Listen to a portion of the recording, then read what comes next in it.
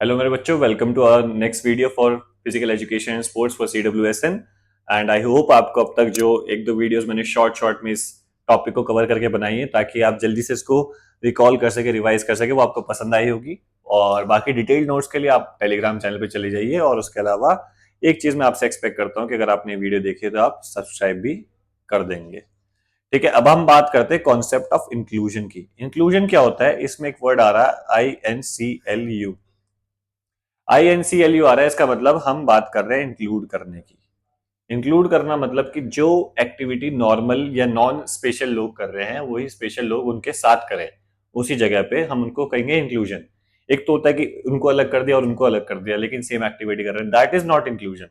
साथ में जब दोनों तरीके के लोग आके मिलके काम करेंगे दैट इज इंक्लूजन, ताकि हम उनको उस लेवल का फील करा सके, नॉर्मल फील करा सके, उन्हें भी लगे कि हाँ हम कुछ अलग नहीं, हम इनके जैसे ही हैं। उस कॉन्सेप्ट को हम इंक्लूजन कहते हैं। ठीक है, तो उसकी नीड क्या है और कैसे किया जा सकता है, तो हम पहले देखते हैं कि एनकरेज कैसे किया जा सकता है इंक्लूजन को। तो इसमें कुछ लोगों का रोल होता है, जैसे रोल ऑफ फैमिली। फैमिली को क्या करना पड़ेगा भाई? फैमिली को बच्चे पे ध्यान देना पड़ेगा, बच्चे को स्पोर्ट्स में इन्वॉल्व करना पड़ेगा, बच्चे को स्पोर्ट्स को खेलने के लिए भेजना पड़ेगा। अगर फैमिली का ही बैकअप नहीं रहेगा, फैमिली का ही सपोर्ट नहीं रहेगा, फैमिली उस चीज को नहीं करवाएगी, उसके लिए टीचर को अलॉट नहीं करेगी, या फिर स्कूल में जाके नहीं बोलेगी, या स्कूल को अप्रोच नहीं करेगी, या स्पोर्ट्स नहीं खेलने देगी, तो काम नहीं हो सकता। उसके बाद आता है स्कूल का रोल। स्कूल उनके लिए स्पेशल टीचर रखे, उनके लिए मतलब करिकुलम में और एक्टिविटीज प्लान करे जो उनके लिए इजी हो, और बच्चे भी उनके साथ आके खेल सके, उनके लिए अलग से फ्रेमवर्क बनाया जाए, उनके लिए अलग से इक्विपमेंट्स लाए जाएं। ये सब स्कूल का रोल है। उसके अलावा ऑर्गेनाइजेशंस, वो ऑर्गेनाइजेशंस जो उनके लिए काम करें, जैसे स्पेशल ओलंपिक भारत हो गया, वो काम करता है स्पेशल चिल्ड्रन के साथ उनको स्पोर्ट्स खिलाने में। ऐसे स्पेशल ओलंपिक्स जो इंटरनेशनल की हमने बात करी, ऐसी और भी ऑर्गेनाइजेशन जो उनके लिए काम करें, तो इनका अपना अपना रोल होता है। इसके डिटेल्स में मैं आपको नोट्स में दे दूंगा, इसको मैं समझाऊंगा या आपको कॉन्सेप्ट ऐसे ही समझ आ जाएगा। आपको पढ़ के समझ आ रहा होगा कि फैमिली का क्या रोल है, स्कूल का क्या रोल है, ऑर्गेनाइजेशन का क्या रोल है।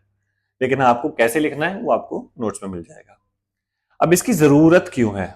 जरूरत क्यों है भाई? देखो, जब एक बच्चा खेलेगा तो अभी तक वो डरता आ रहा था कि नहीं यार, मेरे को सबसे अलग ट्रीट किया जाता है, क्या मैं शायद सबसे कमजोर हूं, क्या मेरे में इतनी हिम्मत नहीं है। लेकिन जब वो सबके साथ खेलेगा, उसे लगेगा कि मैं सबके जैसा ही परफॉर्म कर रहा हूँ, तो उसकी सेल्फ एस्टीम बढ़ेगी कि हाँ भाई, मैं भी ये काम कर सकता हूँ।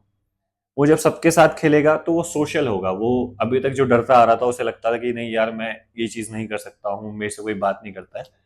लेकिन अब जब वो सबके साथ खेलेगा तो उसकी कम्युनिकेशन स्किल्स अच्छी होंगी और वो सोशल होना सीखेगा। ठीक है। Enhance sensitivity.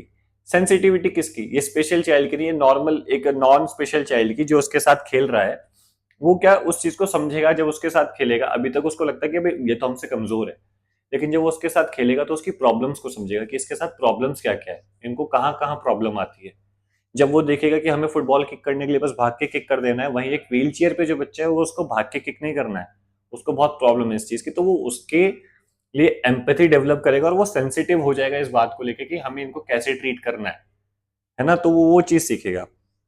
फिर creates better understanding and appreciation for other. जैसे मैंने भी बताया कि जब वो समझेगा कि उसकी लाइफ में कितनी डिफिकल्टी है या फिर उसका लाइफस्टाइल कितना अलग है हमसे, तो एक अंडरस्टैंडिंग बनेगी, उनको हेल्प करना सीखेंगे, और एक एप्रिसिएशन बनेगी कि वो जो कर रहे हैं वो बहुत बहुत शानदार चीज कर रहे हैं ऑलरेडी, है ना? उसके बाद सेंस ऑफ बिलोंगिंग, ये भी उससे रिलेटेड।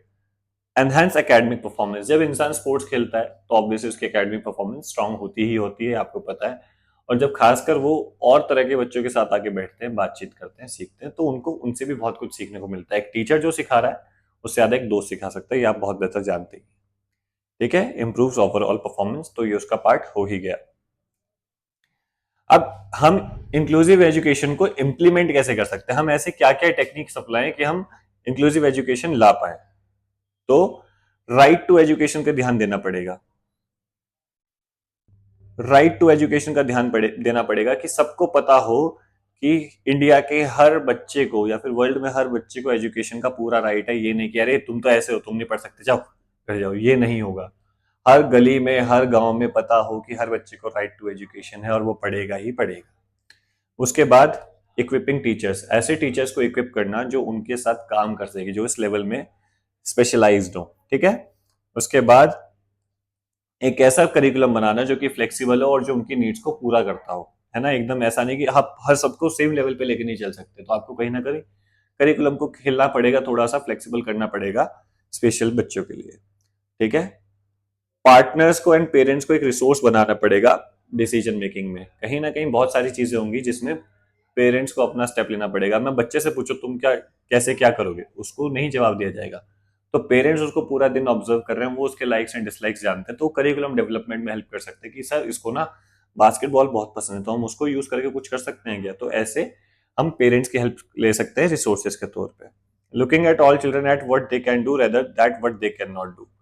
क्या नहीं कर सकते इस चीज को भूल जाएंगे कि बेटा आप ये नहीं कर सकते, क्या कर सकते हैं उस चीज को बढ़ावा देंगे। अच्छा आप ये जानते हो, आप किक करना जानते हो, चलो ठीक है फुटबॉल खेलेंगे। क्या करना क्या कर सकता है इंसान को उस चीज पे बढ़ावा देंगे ताकि उसका कॉन्फिडेंस बिल्डअप हो। Designing schools and classes in way that help children learn and achieve to their fullest potential. Class को ऐसे डिजाइन किया जाएगा कि उस जगह पे बच्चे पूरी तरीके से कंफर्टेबल हो और वो अपना पूरा पोटेंशियल दे पाए, है ना। ऐसे डिस्प्ले बोर्ड्स बनाना, ऐसी क्लासेस को डेवलप करना। सोचो अगर किसी स्कूल में अगर ये जो इंक्लाइंड पाथ होता है जिस पे हम व्हील चेयर को लेके जाते हैं, अगर वो ना हो तो एक्सेसिबल तो रहेगा नहीं स्कूल। तो वही अपने आप में कितना डिमोटिवेटिंग होगा किसी के लिए, है ना। डिमोटिवेट हो जाएगा इंसान। तो ऐसी चीजों का छोटा छोटा बहुत इनपुट होता है लेकिन बहुत हेल्पफुल होता है। उसके अलावा एक पॉइंट है developing education goals according to each children's ability. देखो जो आपके पास स्पेशल चाइल्ड आएंगे उनकी भी एबिलिटीज अलग अलग होती रहेंगी, तो हमें स्पेसिफिकली काम करना होगा। हर किसी के लिए अलग अलग गोल डेवलप करने पड़ेंगे। किसी को आप ऐसा हो सकता है कि एक बार में आप 1 से 10 तक सिखा सको, हो सकता है किसी को आपको 1 से 8 तक ही सिखाना पड़े किसी को, और कोई 2 तक ही सीख पाए। तो सबके अपने अलग अलग लेवल्स रहेंगे, तो उस हिसाब से उनके गोल डेवलप किए जाएंगे, है ना। Making sincere efforts to develop good relation and understanding between families of students with disabilities and without disabilities. जो दो फैमिलीज हैं, कई बार क्या होता है ना, जो विदाउट डिसेबल बच्चे हैं उनकी जो फैमिलीज हैं वो भी डेवलप करने की कोशिश नहीं करते, समझाने की कोशिश नहीं करते कि बेटा आपको उनके साथ कैसे बिहेव करना है या किस तरीके से रहना है। तो उनका बहुत अच्छा रोल रहेगा अगर वो उनकी फैमिलीज एक दूसरे को जानेंगे, क्योंकि उनका मैच्योरिटी लेवल अच्छा है और वो अपने बच्चे को बेहतर समझा सकते हैं कि बेटा उसको कैसे ट्रीट करना है। तो उन दोनों की अंडरस्टैंडिंग आपस में बनानी बहुत जरूरी है ताकि वो अपने बच्चे को सिखा पाए कि इसके साथ बेटा आप ऐसे बिहेव करो या फिर ऐसे रहो या फिर इस तरीके से काम करो। तो इससे क्या होगा, और अच्छी ग्रोथ बनेगी, बच्चों के आपस में रिलेशंस अच्छे होंगे। अब क्या बात है कि भाई एडवांटेजेस, मतलब फायदे क्या हैं फिजिकल एक्टिविटीज करवाने के सीडब्ल्यूएसएन को। यहाँ पे एक्टिविटीज लिखा हुआ है, एक्टिविटीज करवाने के फायदे क्या हैं। फिजिकल बेनिफिट्स, फिजिकल स्ट्रेंथ अच्छी हो जाएगी, फिजिकली अच्छा डेवलप करेंगे बच्चे, है ना। रिक्रिएशन एंड फन का अच्छा बेस है, मजे करेंगे। इमोशनल हेल्थ इंप्रूव होगी, जब मजे करेंगे तो ऑब्वियसली इमोशनली अच्छा फील करेंगे, खुश रहेंगे। साइकोलॉजिकल बेनिफिट्स, जब खुश रहेंगे तो साइकोलॉजिकल बेनिफिट्स भी होंगे, इसके साथ साथ वो एंग्जाइटी और स्ट्रेस से भी कॉप अप करना सीखेंगे। लाइफस्टाइल हेल्दी हो जाएगा क्योंकि फिजिकल एक्टिविटी होगी, तो हेल्दी लाइफस्टाइल फॉलो हो जाएगा क्योंकि फिजिकल फिटनेस पे काम होगा, शरीर अच्छा होगा, शरीर के ऑर्गन्स और सिस्टम्स अच्छे से काम करेंगे। बिहेवियरल बेनिफिट्स, बिहेवियर में चेंजेस आएंगे जब वो अच्छा फील करेंगे, तो वो जो उनका बिहेवियर में कहीं ना कहीं एक इरिटेशन रहती है वो उस चीज से निकल के आएंगे, वो खुशी की वजह से। ठीक है। फिजिकल एक्टिविटीज को एक्सेसिबल कैसे बनाया जा सकता है। एक्सेसिबल कैसे बनाना है कि वो उसको यूज कर पाए। कम्युनिकेशन, एक टीचर को बच्चे के साथ कम्युनिकेट करना पड़ेगा उससे रिलेटेड एक्टिविटीज के बारे में कि बेटा आज आप ये करने वाले हो, हमें ऐसे करने वाले हैं, ये करना है। उसको बहुत अच्छे से सब कुछ समझाना बुझाना पड़ेगा। स्पेस, कोई गेम खिलाना है तो उसके लिए स्पेस बहुत जरूरी है। सोचो अब आप क्रिकेट खेल रहे हैं, आपके पास जो बच्चे हैं उसमें से 8 बच्चे व्हील चेयर वाले हैं और आप बड़े ग्राउंड में क्रिकेट खेलने लगो। तो बड़े ग्राउंड में क्रिकेट खेलोगे, वो इतनी दूर से बॉल बॉल कैसे लेके आएगा, नहीं ला पाएगा, है ना। लेकिन वहीं पर अगर आप बहुत ज्यादा छोटी जगह कर दोगे तो उनकी व्हील चेयर टकरा भी सकती है। तो आपको एप्रोप्रिएट स्पेस चुनना कि जहां पे जो एक्टिविटी हो रही है उसके लिए एप्रोप्रिएट स्पेस हो, बहुत ज्यादा भी ना हो बहुत कम भी ना हो, वो बहुत जरूरी है।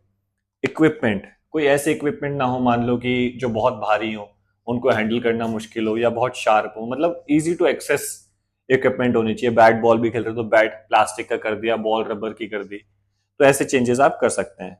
ग्रेडेड एक्टिविटी, एकदम से आप ऐसे नहीं करेंगे ना कि आप उसको सीधा मैच में उतार दो, है ना। ग्रेडेड एक्टिविटी पहले इजी करेंगे, फिर इजी से थोड़ा सा मॉडरेट करेंगे, फिर टफ पे जाएंगे थोड़ा।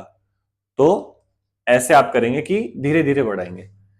सोशल स्ट्रैटेजीज मतलब उनको जिन बच्चों के साथ वो खेल रहे हैं वो उस लेवल पे लाना भी बहुत जरूरी है। अब मान लो सबको पहले से अच्छे से आता है, अब वहां पे ले आके आप खड़ा कर दो बेटा खेलो, तो क्या होगा, वो नहीं खेल पाएगा क्योंकि उसको डर लगा कि भाई मैं सबके ऐसा खेल नहीं रहा, सब मेरे से बहुत अच्छा खेल रहे हैं। तो आप क्या करोगे, पहले गेम को ऑब्जर्व करवाओगे कि बेटा ऐसे खेला जाता है, देखो ऐसे खेलते हैं, ये देखो कितना इंटरेस्टिंग है।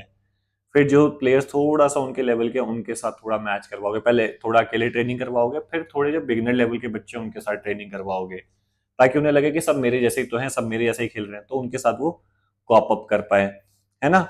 और साइकोलॉजिकल स्ट्रैटेजीज, किस तरीके से आप उस बच्चे को मोटिवेट करोगे, वो बहुत जरूरी है। ऐसा नहीं कि आप बहुत जल्दी गिव अप कर दो, आपको बहुत फ्रेंडली रहना पड़ेगा और आपको बहुत ज्यादा मोटिवेट करना पड़ेगा, आपको दिखाना पड़ेगा दैट ठीक है आप अच्छा नहीं भी कर रहे हो तब भी आप बहुत अच्छा कर रहे हो पहले से, है ना।